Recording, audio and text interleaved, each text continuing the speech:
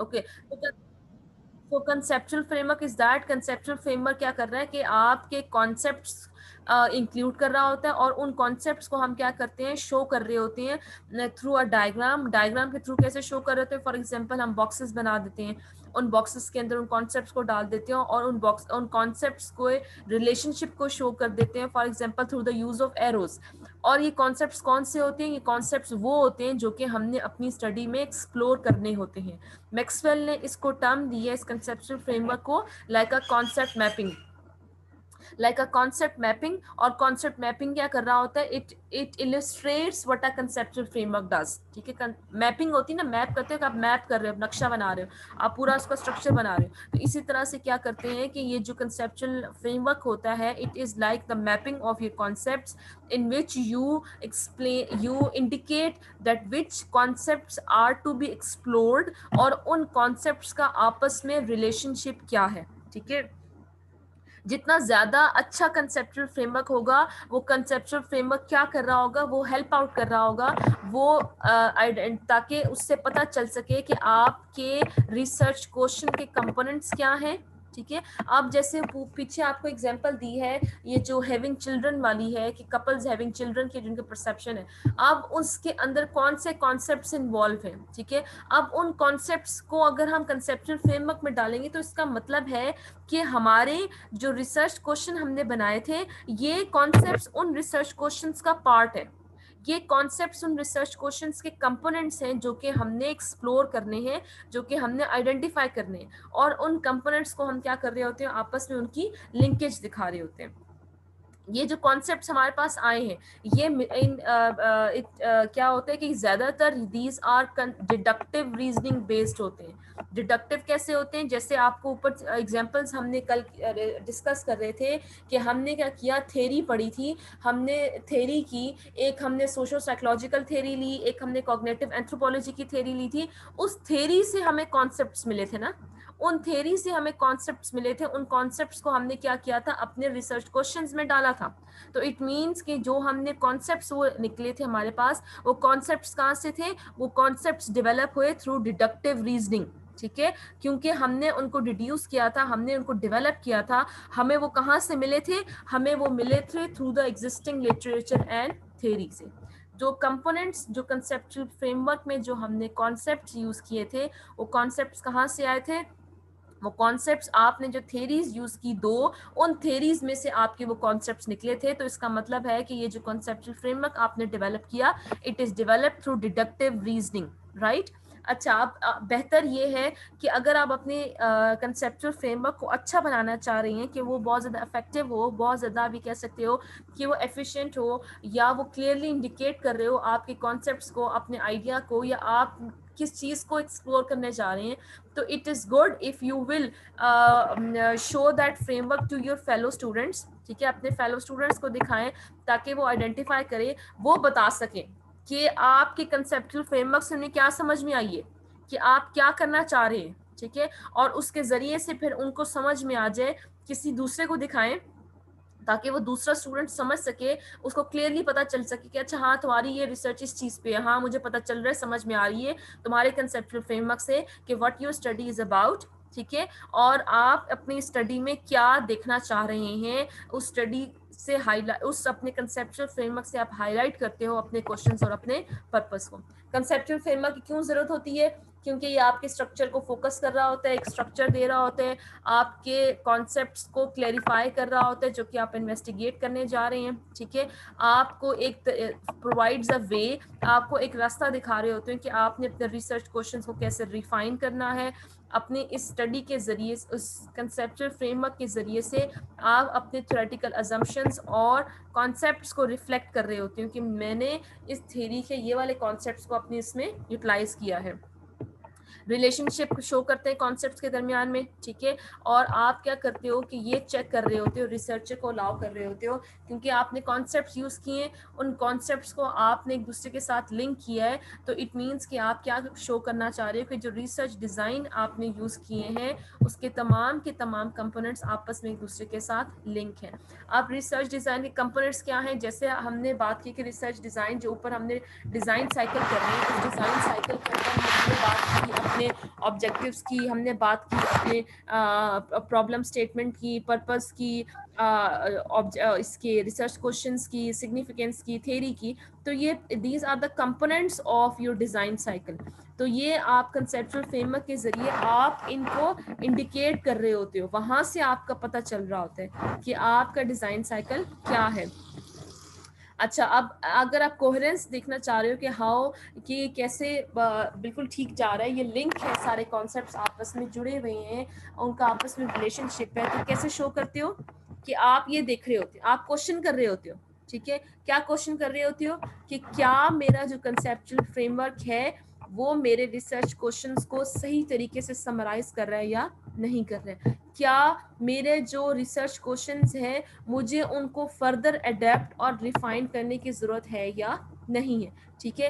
क्या मेरी जो थ्योरी है वो मेरे रिसर्च क्वेश्चन में फिट हो रही है या नहीं, और अगर मैंने कोई थ्योरी यूज़ की थी तो वो थ्योरी क्यों सिलेक्ट की थी, ठीक है, और मेरा पैराडाइम कौन सा था जो कि मैंने उस डिज़ाइन में यूज़ किया। तो ये क्या कर रहा है कि ये आपका, यू कैन से कि it is providing map of like आपका डिज़ाइन साइकिल क्या है, ठीक है, आपके कॉन्सेप्ट्स कौन से हैं, आप किन चीज़ को एक्सप्लोर करने जा रहे हैं, वहाँ से ये पता चलता है आपके कॉन्सेप्ट से कि आपके ऑब्जेक्टिव्स क्या हैं, उससे इंडिकेट हो रहा होता है कि आपके कॉन्सेप्ट्स क्या हैं, आपके ऑब्जेक्टिव्स क्या हैं, आपका रिसर्च क्वेश्चन का फोकस क्या है, ठीक है। तो ये किससे आइडेंटिफाई हो रहा होता है, क्लेरिफाई होता है through your conceptual framework.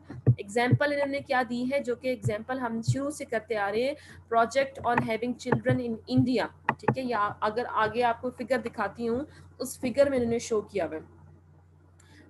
Conceptual framework क्या कर रहा था, समराइज कर रहा था थ्योरेटिकल असम्पशंस को, रिसर्च क्वेश्चंस को, ठीक है। कंसेप्चुअल फ्रेमवर्क आपको बता रहा होता है कॉन्सेप्ट्स जो कि आप स्टडी में एक्सप्लोर कर रहे होते हैं, और उन कॉन्सेप्ट्स के दरमियान में रिलेशनशिप क्या है, राइट। अच्छा, ये it is like a framework that guided our subsequent data collection. अब हमने फ्रेमवर्क बना लिया, अब ये फ्रेमवर्क आगे हमें फर्दर हेल्प कर रहा होता है, गाइड कर रहा होता है कि अब हमने आगे जाके अपनी डेटा कलेक्शन को कैसे लेके जाना है, किस तरीके से करना है, ठीक है। अब जो फ्रेमवर्क होता है वो आपको कोई आंसर नहीं दे रहा होता कि ये हमारा जवाब है, हमने जो रिसर्च की थी उसका ये आंसर है, ये इसका रिजल्ट है, बल्कि क्या कर रहा होता है, आपके इसके अंदर कॉन्सेप्ट्स होते हैं that will guide your research. ये जो कॉन्सेप्ट्स होते हैं, ये जो आपका फ्रेमवर्क होता है, ये आपको आंसर नहीं कर रहा होता, बल्कि वो क्या कर रहा होता है, आपको गाइडेंस प्रोवाइड कर रहा होता है इन your research and for your data collection. तो ये इन्होंने साइकिल दिया हुआ, एग्जांपल दी हुई है इस कंसेप्चुअल फ्रेमवर्क की, जो कि हमने शुरू से जो एग्जांपल ले रहे हैं, ठीक है। तो ये क्या शो कर रहा है, इट्स अ सर्कल, और इस सर्कल के अंदर डिफरेंट बॉक्सेस यूज किए हैं, ठीक है। अब बॉक्सेस के अंदर क्या है, कल्चर स्कीमास की इन्होंने बात की है कि कल्चर स्कीमास किसको इन्फ्लुएंस कर रहे होते हैं, एटीट्यूड को, सब्जेक्टिव नॉर्म्स को, परसीव बिहेवियर कंट्रोल को, और ये तीनों चीजें आपस में फिर किसको इन्फ्लुएंस कर रही होती हैं, इस फिनोमिना ऑफ हैविंग चिल्ड्रन को, ठीक है। तो अब ये बता रहा है, ये कॉन्सेप्ट्स हमारे ये हैं, ठीक है, ये हमारे कॉन्सेप्ट्स हैं, ठीक है, ये शो कर रहा है कि दीज आर अवर कॉन्सेप्ट्स, और इन कॉन्सेप्ट्स को हम क्या देख रहे हैं कि how aptitudes are affecting that phenomena of having children, how the subjective norms are playing their role in influencing that behavior of having children, how that behavioral control is affecting that phenomena of having children, ठीक है। और ये क्या है conceptual framework, that conceptual framework is our deductive conceptual framework, ठीक है। Deduct concepts है, ये कहाँ से डिड्यूस किए हैं, we have deductive these concepts through from our literature and from our theory, ठीक है। जैसे मैं आपको ऊपर बताऊं कि कल जो हमने एग्जांपल की थी, जब हम लिंक कर रहे थे अपने इस टॉपिक को विद आवर थ्योरी, यहाँ पे हमने थ्योरी ली थी, ठीक है। ये थ्योरी है, आपको मैंने बताई थी, एक थ्योरी मैंने आपको बताई थी, थ्योरी ऑफ रीजन एक्शन, और इस थ्योरी ऑफ रीजन एक्शन के थ्रू हमने किसको देखा था, यहाँ से हमें पता चला एटीट्यूड्स के बारे में, यहाँ से हमने पता चला द सब्जेक्टिव नॉर्म्स के बारे में, यहाँ से हमें पता चला परसीव बिहेवियरल कंट्रोल के। तो हमने कहाँ से डिड्यूस किए, हमने ये जो कॉन्सेप्ट्स थे, we derived these concept. Conceptual framework भी होता है, इंडक्टिव कंसेप्चुअल फ्रेमवर्क भी होते हैं। अब डिडक्टिव की ये मैं बात बता रही हूँ कि हमने जो कॉन्सेप्ट इसमें यूज किए थे वो कहाँ से आए हमारे पास, ठीक है। अब जाहिर सी बात है वो हमने, जैसे आपने बताया कि हमने जनरल थे, जनरल से स्पेसिफिक की तरफ गए, ठीक है। आपने पहले जो रिसर्च क्वेश्चंस आपने बनाए थे, और रिसर्च क्वेश्चन क्या था, वो आपका ये था, ठीक है, कि व्हाट, ये आपने खुद से बनाए थे, पहले सोचे थे आपने, टॉपिक टाइटल बनाया, टाइटल बनाने के बाद आपने उसके ऑब्जेक्टिव्स बनाए, ऑब्जेक्टिव्स बनाने के बाद आपने क्वेश्चन बनाए थे, क्या थे कि what are couples perception about having children and how do couples make decision, ठीक है। ये आपने थे जो पहले बनाए थे। लेकिन जब आपने थ्योरी को रीड किया, आपने लिटरेचर रिव्यू को रीड किया, आपने अपने रिसर्च क्वेश्चंस को रिफाइन किया था, और रिफाइन करने के बाद आपको ये कॉन्सेप्ट्स मिले थे। तो मैं ये बता रही हूँ कि जो कॉन्सेप्ट्स आप यूज करते हैं वो कॉन्सेप्ट्स क्या होते हैं, वो डिडक्टिव कॉन्सेप्ट्स होते हैं, because you deduce this concepts from your literature and from theory, ठीक है।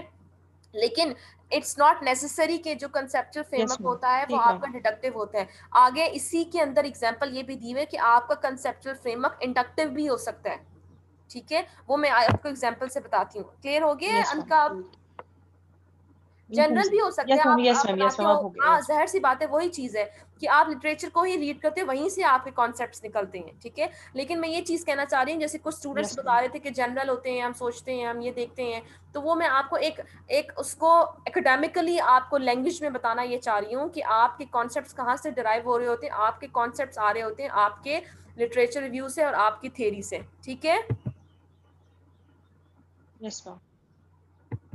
अच्छा, फिर दूसरी थ्योरी इन्होंने ये बताई थी, कौन सी थ्योरी हमने की थी, कॉग्निटिव एंथ्रोपोलॉजी की थी। यहाँ पे हमने फिर दोबारा से अपने रिसर्च क्वेश्चंस को रिफाइन किया था, और यहाँ पे किस चीज़ की इन्होंने बात की थी, इंक्लूड किया था कॉन्सेप्ट्स को, कल्चरल मीनिंग सिस्टम को, ठीक है, कल्चर मीनिंग सिस्टम को और कल्चर स्कीमास को, ये इन्होंने इसको इंक्लूड किया था इन कॉन्सेप्ट्स को। तो अब ये शो कर रहा है हमें, क्या बता रहा है कि जो हमारा कंसेप्चुअल फ्रेमवर्क है, that conceptual framework is deductive conceptual framework, because we have derived these concepts जो कि हम अपने रिसर्च में डाले थे। वो कहाँ से निकाले थे हमने, वो हमने निकाले थे फ्रॉम आवर थ्योरीज, ठीक है।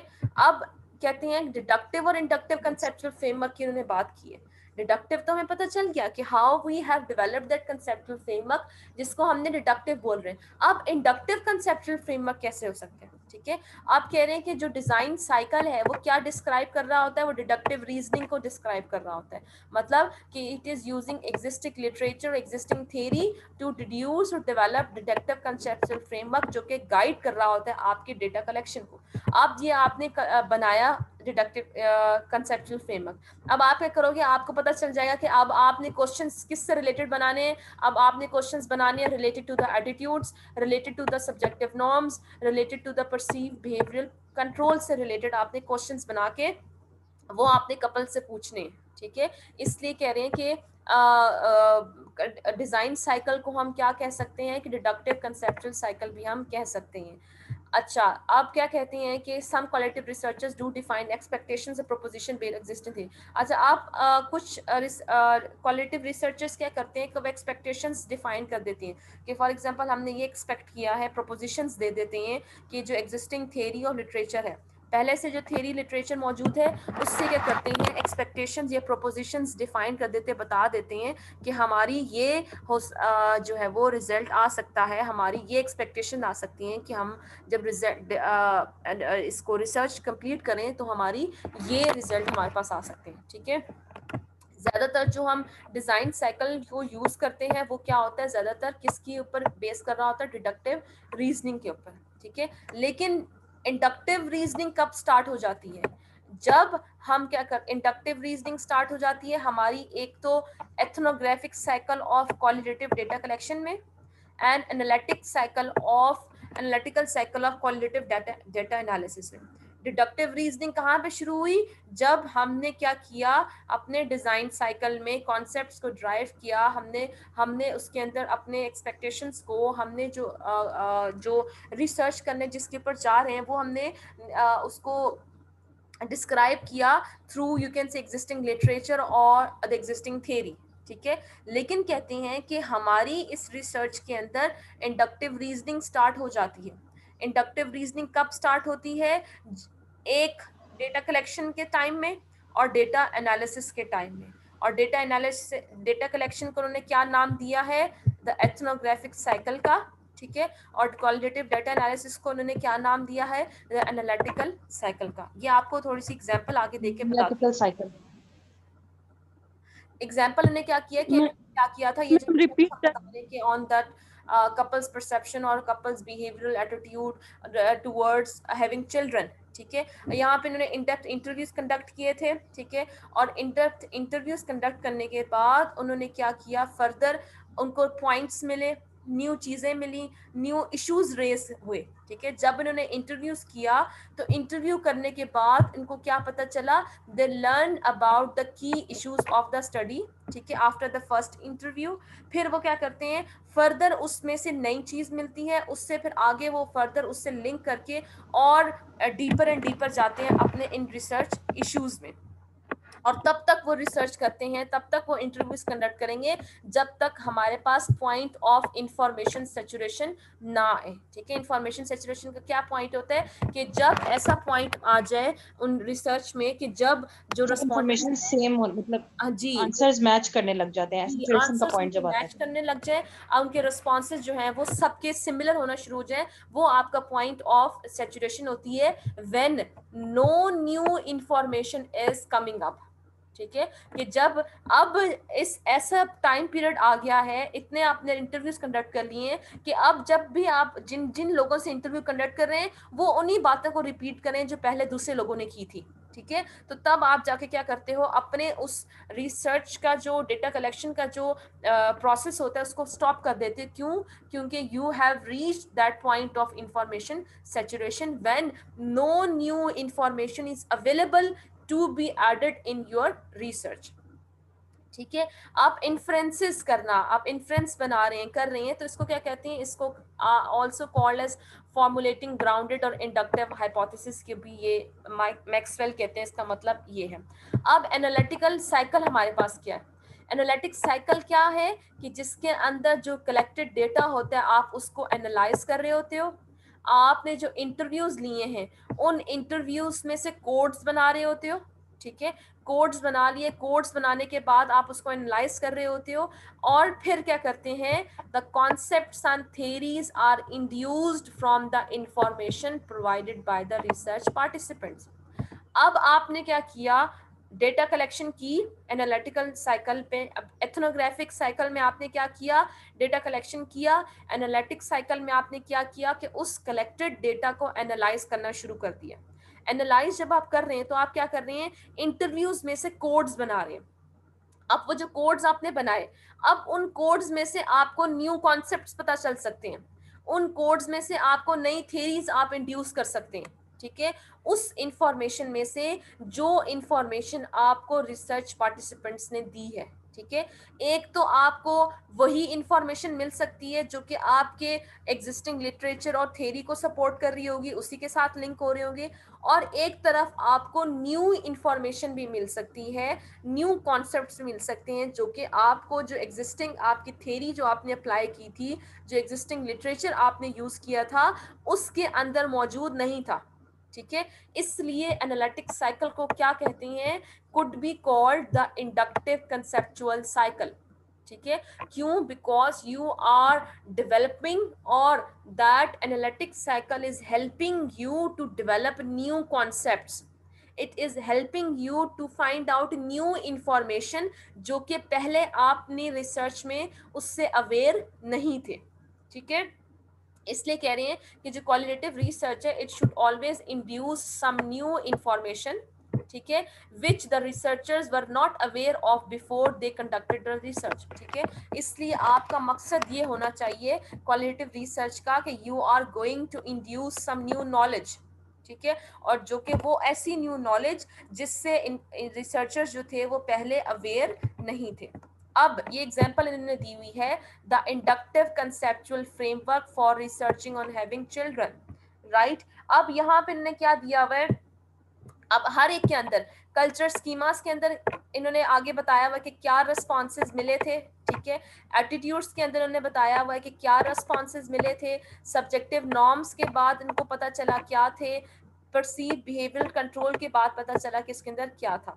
अब कल्चर जो स्कीमास थे, कल्चर स्कीमास से इन्होंने क्या पता चला कि सन के बारे में क्या बात पता चली कि टेक केयर ओल्ड एज, ठीक है, बड़े जब बूढ़े हो जाते हैं वालिदैन का ख्याल रखेंगे, उनकी जनरेशन को आगे लेके जाएंगे, उनको जो जनाजा गाह होती है जहाँ पे उनको दफनाया जाता है, या जो भी ब्यूरल उनके ग्राउंड्स होते हैं वहाँ पे उनको लेके जाएंगे, उनकी जो आखिरी रसूमात होती हैं वो उनके बेटे करेंगे, उनके स्टेटसेस को आगे उनके बेटे लेके जाएंगे, ठीक है, ये बात पता चली। और डॉटर से क्या पता चला कि डॉटर्स के बारे में उनकी क्या परसेप्शन हुई, उनकी उनके रिस्पॉन्सेज थे कि daughters look like nice in house, they help mother, और जो डेथ के टाइम पीरियड में उनके लिए वो रोएंगी, क्राई करेंगी, ठीक है, जबकि बेटे क्या करेंगे, उनको उनकी जनाजा गाह तक लेके जाएंगे, या जो भी उनकी जो ग्राउंड्स होते हैं जहाँ पे उनको दफनाया जाएगा, या जो भी लास्ट उनके रिचुअल्स होते हैं वो उनके बेटे पूरे करेंगे। एटीट्यूड क्या था उनका कि देवर ऑफ एटीट्यूड के 2 to 3 चिल्ड्रन होने चाहिए, ज़्यादा नहीं होने चाहिए। क्यों ज़्यादा नहीं होने चाहिए? क्योंकि उनको खर्चा बहुत ज़्यादा है, फॉर एग्जाम्पल उनको स्कूल भेजना है, उनको खाने पीने का ख्याल रखना है, उनके कपड़ों का ख्याल रखना है, और क्या कितने चाहिए उनके पेट, अगर उनसे पूछा जाता है कि नंबर ऑफ उनके किड्स कितने होने चाहिए, तो वो क्या प्रेफर करते हैं, 2 sons and 1 daughter, ठीक है।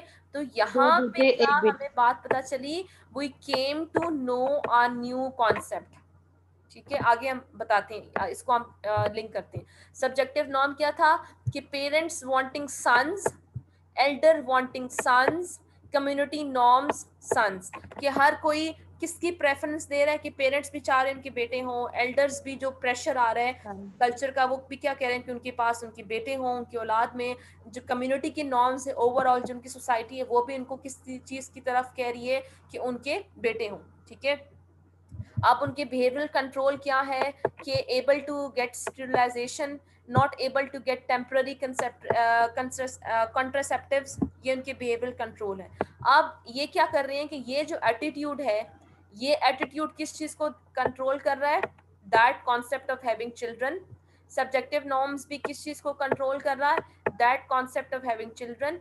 और ये जो परसीव बिहेवियरल कंट्रोल है ये किस चीज़ की तरफ लिंक हो रहा है, that concept of having sons, ठीक है। ये अब सन। का इंडक्टिव कंसेप्चुअल फ्रेमवर्क है, क्योंकि जो हमने पहले बनाया था उसके अंदर हमने क्या किया था, सिर्फ मेन कॉन्सेप्ट्स को डाला था, लेकिन जब उन्होंने बाद में डेटा एनालिसिस किया, डेटा कलेक्शन की, एथनोग्राफिक साइकिल से गुजरे, फिर उसके बाद वो एनालिटिकल साइकिल से गुजरे, तो उस साइकिल से गुजरने के बाद क्या पता चले, उनको न्यू कॉन्सेप्ट्स उन्होंने ड्राइव किए, और उस कॉन्सेप्ट्स को उन्होंने दोबारा से कंसेप्चुअल फ्रेमवर्क में अपने डाला, जो कि क्या हुआ, उनका इंडक्टिव कंसेप्चुअल फ्रेमवर्क कहलाया, ठीक है। अब आगे थोड़ा सा और इसके उन्होंने बताया भी कि उन्होंने क्या किया था कि इंडक्टिव कंसेप्चुअल फ्रेमवर्क हमारे थीम्स बता रहे हैं और कॉन्सेप्ट्स बता रहे हैं, जो कि हमने इंटरव्यू डेटा से ड्राइव किया था, और इंटरव्यू उन्होंने किन से किया था, 32 इन डेप्थ इंटरव्यूज किए थे कपल से, ठीक है। अब जो स्ट्रक्चर है हमारा, अब जो बेसिक स्ट्रक्चर हमारा इंडक्टिव कंसेप्चुअल फ्रेमवर्क का, वो हमें क्या बता रहा है कि इसके अंदर वो वाले कॉन्सेप्ट्स भी शामिल हैं जैसे culture schemas, attitude, subjective norms, behavioural control, वो वाले कॉन्सेप्ट्स शामिल हैं जो कि डिडक्टिव कंसेप्चुअल फ्रेमवर्क में हमारे पास थे, ठीक है। जैसे मैंने आपको बताया, the concept of attitudes preceded behaviour control, cultural meaning system, ये वो कॉन्सेप्ट्स थे जो कि हमारे पास डिडक्टिव कंसेप्चुअल फ्रेमवर्क के थे। हमने उनको लिया और हमने अपने इंडक्टिव कंसेप्चुअल फ्रेमवर्क में डाला, और उसको फिर हमने लिंक किया अपने किन कॉन्सेप्ट से, अपने उन थीम्स से, अपने उन कॉन्सेप्ट से जो कि हमने ड्राइव किया था फ्रॉम द इंटरव्यू डेटा। और ये जो भी मैंने आपको बात बताई है उसमें क्या बताई हुई है कि कपल्स जिनसे इंटरव्यू किया गया था वो उनका एटीट्यूड क्या था कि दे वर वांटिंग टू हैव चिल्ड्रन, ठीक है, वो चाहते थे कि उनके पास औलाद हो, लेकिन वो ये उनका ये पता चला कि वो ज्यादा नहीं। ज़्यादा नहीं चाहते, ठीक है। उसकी रीज़न क्या बताई कि हाउसिंग का इशू है, एजुकेशन का इशू है, उनकी क्लोथिंग का इशू है, उनका फूड का इशू है, ठीक है। और क्या स्टेट कर रहे थे कि इन पास्ट में तो ये ख्वाहिश की जाती थी कि ज़्यादा बच्चे हों, लेकिन अब ताकि उनकी लाइक कि उनके ओल्ड एज में उनका ख्याल रखें, उनकी और उनका उनके लिए ज़्यादा यू कैन से कि उनका नाम आगे लेके जाएं उनकी। लेकिन अब आजकल क्या है कि ज़्यादातर कितने बच्चे चाहते हैं वो 2 to 3 चिल्ड्रन, ठीक है। क्यों? क्योंकि दैट वाज देयर पॉइंट। उनका आंसर क्या था कि चिल्ड्रन आर एक्सपेंसिव नाउअडेज, क्योंकि इनको स्कूल जाना होता है, उनको उनके फूड का ख्याल रखना है, उनकी क्लोथिंग का ख्याल रखना है। और क्या प्रेफरेंस शो कर रहे थे? Prefer to have 2 sons and 1 daughter. ठीक है, why? Because sons is extremely important in the cultural context of India. अब यहाँ पे किस चीज की बात आ गई, किसकी ये बता रहे हैं कि सन्स आर इम्पोर्टेंट, क्योंकि जिस कल्चर में वो रह रहे हैं उस कल्चर में सन्स को ज्यादा इम्पोर्टेंस दी जाती है। अब डेटा जब एनालाइज किया तो डेटा एनालाइज करने के बाद हमें क्या पता चला कि having sons is an important new concept जो कि इमर्ज हुआ हमारे इस इंटरव्यू डेटा से। ठीक है, इसलिए फिर हम क्या करेंगे, इसको this new concept was added to the original conceptual framework. फिर इस ये जो कॉन्सेप्ट था, इस कॉन्सेप्ट को हैविंग सन्स को हम फिर इंक्लूड करेंगे अपने ओरिजिनल कॉन्सेप्चुअल फ्रेमवर्क में। इससे क्या पता चल रहा है? This indicates that previously we did not realise how important this issue would be for the research participants. पहले हमें नहीं पता चला था। हमने पहले बात कर रहे थे फॉर एग्जाम्पल कल्चर की, सिर्फ नंबर ऑफ चिल्ड्रन की बात कर रहे थे। फॉर एग्जाम्पल अगर वो बात करते कि उनके पास कितने हो या उनके लिए औलाद होना क्यों ज़रूरी है, कौन से औलाद हो, उस चीज़ में जब हमने डिस्कस किया पहले, तो हमें ये पता, हमने इस चीज़ को इम्पोर्टेंस नहीं दी थी कि having sons is an important part, is an important concept उन लोगों के लिए। लेकिन जब हमने डेटा एनालिसिस किया, रिसर्च पार्टिसिपेंट्स से हमने जब रिसर्च की, तब हमें जाके पता चला कि हैविंग सन्स, हम सिर्फ हैविंग चिल्ड्रन की बात कर रहे थे पहले। ठीक है, हैविंग किड्स की हम सिर्फ बात कर रहे थे, लेकिन इसके साथ एक इम्पॉर्टेंट पॉइंट हमें ये भी पता चला कि having sons is also very important thing for those parents. तो we came to know about this new concept कि having son is an important concept for that couple which are residing in that particular area। ठीक है, अब subjective norms से हमने बात की थी, जैसे वही कि सब्जेक्टिव नॉर्म्स में उन्होंने क्या बताया था कि जो पेरेंट्स और एल्डरली उनके बड़े हैं वो क्या चाह रहे होते हैं कि उनके डिसीजंस को इन्फ्लुएंस कर रहे होते हैं अबाउट हैविंग चिल्ड्रन को, और ज़्यादातर किस चीज़ को, कि उनके बेटे हों। ठीक है, कल्चर स्कीमास उन्होंने किस चीज़ को इंक्लूड किया, about children and about sons and daughters. अब बेटों के बारे में क्या उनकी सोच थी, बेटे क्यों इंपॉर्टेंट है, बेटियां क्यों इंपॉर्टेंट है, तो इनके कहाँ से पता चल रहा उनको, कल्चर स्कीमा से, कि बेटे इसलिए इंपॉर्टेंट है, they will take care of the family, they will remain living in their parent house, continue the family line, carry the deceased parents to the burial ground and perform their last rites. Daughters are important because they look nice in the house, can help the mother in the household, strong emotional attachment to the daughters, cry for us, decorate our dead bodies before the cremation। ठीक है, तो ये क्या show कर रहा है, cultural schemas के बेटे के साथ क्या कल्चरल एटीट्यूड्स अटैच हैं, बेटियों के साथ क्या अटैच है। ठीक है, तो ये जो कल्चर स्कीमास हैं, ये कल्चर स्कीमास जो हमें पता चले, ये उस कम्युनिटी के तमाम लोगों के लिए ये कॉमन थे, तमाम के तमाम लोग इन कल्चर स्कीमास को शेयर कर रहे थे। तो दैट शोज कि there is a strong relationship between the culture schemas of the individuals और cultural meaning system in the larger community. ठीक है, अब हमें क्या पता चला, जब हमने कंपेयर किया फिगर्स को, तो फिगर्स को हमने कंपेयर किया, तो फिगर जो 3.1 थी वो क्या पता चली कि वो डिडक्टिव कंसेप्चुअल फ्रेमवर्क था, और जो सेकंड फिगर हमने पढ़ी वो क्या थी, वो इंडक्टिव कंसेप्चुअल फ्रेमवर्क था, क्योंकि वो ड्राइव हुआ था फ्रॉम क्वालिटेटिव डेटा। जो डेटा हमें मिला उसमें से हमें रिस्पॉन्सेज आए, उन रिस्पॉन्सेज को हमने फिर यूज़ किया और हमने क्या बनाया, अपना डिडक्टिव कंसेप्चुअल फ्रेमवर्क बनाया था। ठीक है, इसलिए कहते हैं कि जो इंडक्टिव कंसेप्चुअल फ्रेमवर्क था, जो सेकंड हमने बनाया, इट इज बोथ